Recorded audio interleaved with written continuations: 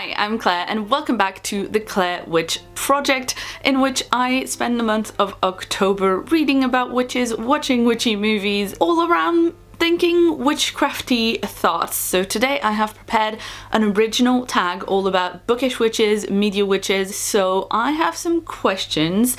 We're going to pick some favourite witchy aspects from books and media. So if you're also into witches and witchcrafty things, or if you're looking for a new spooky tag to do this Halloween season, then please consider doing this one and let me know if you've done it. I would love to see as many folks' takes on it as possible. But without further ado, let's get on to the questions, starting with question 1, which is hop on your broomstick and pick a favourite witchy setting. Will it be spooky? Will it be cozy? Will it be a little bit in between? Now I'm going to pick my witchy setting from Circe by Madeline Miller, but I'm not going to pick the island of Alayaya because that's where Circe is being banished. She can't leave. That doesn't sound remotely pleasant, but I am going to pick like a stretch of Mediterranean countryside. I'm going to pick some of the settings where Circe does magic earlier in the book, before she is banished, when she is discovering magic for the first time. She's in the countryside, presumably in Greece. The weather's lovely, she's picking some herbs, she's looking over the sea while she's doing all of this. Now first of all, it sounds like a really lovely setting anyway. I love the warm weather,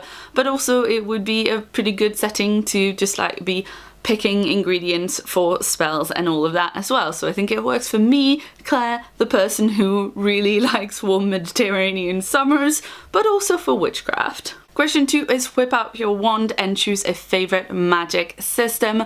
Will it have lots and lots of rules, or will the magic be mostly unexplained? Now this one was a little bit tricky for me because I love a magic system that is kind of organic and you never have a lot of rules laid out, but you understand it and it makes a lot of sense. And that's really down to the writing a lot of the time. I think the person that does that the absolute best is Diana Wynne Jones. I think you read a Diana Wynne Jones book and there's never a big thing that tells you how the magic works, but for me, it's always made complete sense. Deep Secret, which is her book set at a science fiction convention, is one that did that really well for me, but I'm not going to pick the magic system from Deep Secret. I'm going to pick the magic system from Snow Spelled by Stephanie Burgess, which is a delightful historical fantasy romance set in a world where there is magic and the magic is known, but the magic is mainly the domain of men, whilst the politics is mainly the domain of women. Now what I found really interesting about the way the magic system is explored in this novella is that our main character Cassandra used to have magic. She fought tooth and nail to do magic even though she's a woman, and that's not what women normally do in that society, but now she doesn't have magic anymore. Something bad happened to her and she can't use powers anymore, but we still get a lot about the magic system and we still get to see how it works. She knows a lot about how it works, so there's not really, you know, from the ground up explanation. There's a lot of things she kind of takes for granted because she's got so much experience.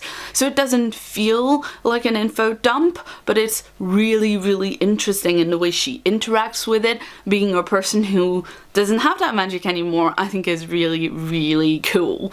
I love that novella, I love that setting. I didn't pick it for setting because it's so hugely like segregated in terms of gender, different from our world now, but still really bad, so I don't like it as a setting for me to be in, but I love the way that it explored the magic through the lens of that setting.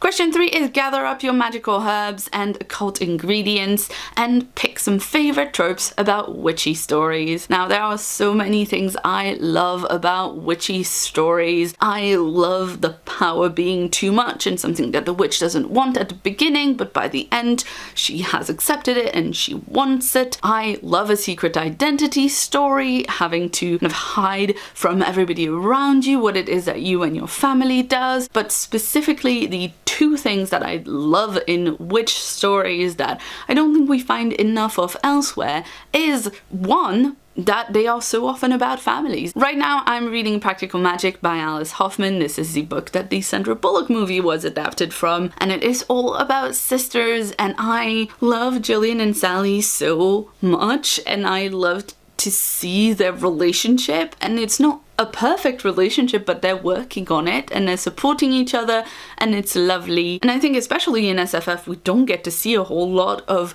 books about family relations, mothers and daughters, sisters. I mean, even relationships between women that work together aren't the most common thing. Like the witches from Terry Pratchett, they're just a bunch of colleagues that hang out together. That's quite rare, I think, still, so I want more of that. And the second thing that I really love to see in a witchy story is the witch or wizard having to work for the magic, almost, like not just having to figure out how the magic functions and like learn it, but also I love it when in order to do the magic you have to also make something at the same time. Like if your magic is related to food, whilst you're cooking food, it also makes some magic happen, that kind of thing. Obviously this is the kind of thing I adore because I am a person who loves to make things, and for me there's something very special about taking some disparate components and making something else out of it, or making something out of pretty much nothing, and that is something that I think resonates with magic a lot. There's a reason we sometimes call magic the craft. The thing I wanted to bring up for this specifically is Toil and Trouble, which is an anthology of YA witchy stories edited by Jessica Spotwood and Tess Sharp, and more specifically the story The Heart in Her Hands, written by Tess Sharp, which is a really interesting take on the traditional fanfic trope of a world in which soulmates are a thing that exists, and I think it deals with that really well. Love that about the story, but specifically I absolutely adore that in the story one of the characters, Augie, is a kitchen witch. Like she's a baker, she creates these magical baked goods, and also instead of a wand she has a frying pan, and that just sounds delightful to me. That is the kind of thing that I will absolutely gobble up in a witchy story. And now for question 4, it is time to open up your grimoire. Pick a book of magic to help in your casting. Will it be a dusty family tome, or the Monster Book of Monsters, or indeed a volume of prophecies? Honestly, when I first came up with this question, I was thinking of the Nice and Accurate Prophecies of Agnet Nutter Witch, which is a book of prophecy in Good Omens by Neil Gaiman and Terry Pratchett, because in that book Agnes Nutter tells her descendants how to get really rich by buying early Apple shares. But since that book only goes to basically the apocalypse, which is averted at the end of Good Omens, that doesn't work. What I've decided to go for instead is the Book of Shadows of the Halliwell sisters in the TV show Charmed. Because first of all, I was a teenager in the 90s and the aughts. I have very fond memories of Charmed, but also wouldn't it be great to have like a family spellbook that can help you figure out all your life's problem, and like every week whatever monster of the week problem that you have, it's definitely covered in the book. You can find the right page. I think they even have a thing where like the book will open at the right page for them. Like they don't even have to do that much research, if I recall correctly. I haven't actually watched the new Charmed show. I definitely want to catch it at some point. I just haven't yet. So please let me know in the comments if you've watched that and if you've enjoyed it, because I'm very curious. At number 5 we have Stir That Bubbling Cauldron. Pick a witchy snack and or drink. Now originally when I came up with this question I was going to say Midnight Margaritas from Practical Magic, but I don't want to be only allowed to drink margaritas at midnight, so I had to pick something else. Very obviously the most basic answer that you can go for, I am going to shamelessly go for, I want a pumpkin spice latte. It's fall, it's raining outside, I want something nice and warm and lovely, and it's going to be pumpkin spice because it's not gingerbread time yet. So for a drink, that's either pumpkin spice latte if it's early enough in the day, or pumpkin spice hot chocolate if it's after 4 or 5 in the afternoon and I don't want to keep having loads and loads of caffeine late in the day. And then for a snack, I am very partial to a chocolate covered pretzel. little snack bag and that kind of thing. Anything chocolate orange also does me very, very well. Question 6 is summon your familiar.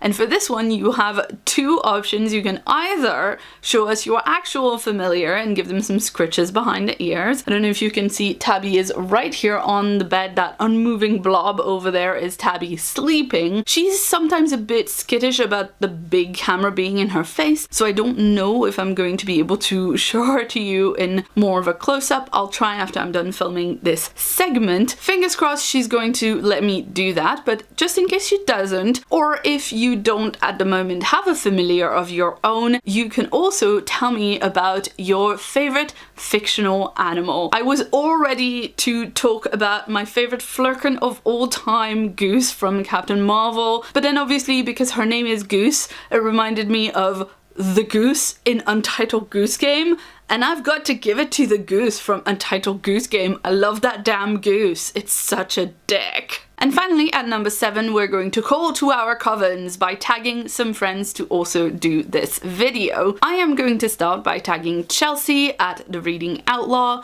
Brie at Brie Reads Books, and Kayla at Crack Into a Good Book, because they have all asked to be tagged in this video, so thank you for volunteering. I'm also going to tag the members of our wonderful con coven from Worldcon 2019. That's the people that I roomed with in Dublin, so that's Rachel from Kalanadi, Andrea from The Infinite Text, and Rhea from the book Finch. Obviously, Brie from Brie Reads Books was also there, so you're double tagged, Brie, you have no excuse. And finally, I'm going to round it up to a nice magically 7 and tag Maya from Maya Reads, because I feel like this whole witchy video would fit her vibe and her aesthetic quite well. So these are the folks that I'm tagging as my coven for this video, and of course I will leave all of their links in the description box below. You should go and check out their channels because they are all amazing. I think I've talked about all of them before on the channel, except for maybe Kayla from Crack Into a Good Book. Her channel is a newer find for me, but I really enjoy it. She's a regular commenter here,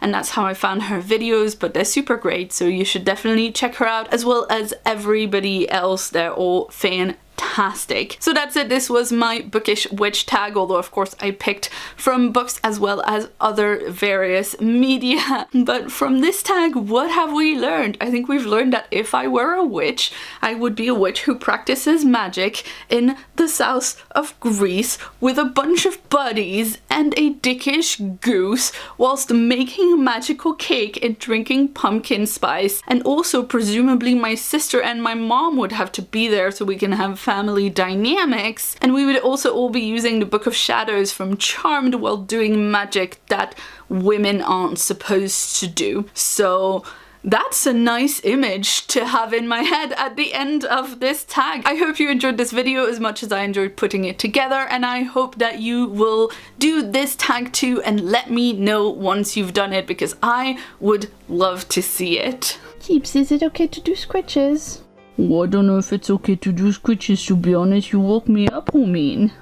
Oh, look at this long-suffering girl. If you'd like to see more from me, you can check out a previous video on screen right now. And if you haven't yet, please hit the subscribe button that's on my face for a new video from me every week. I've been Claire, thanks so much for watching, and see you soon.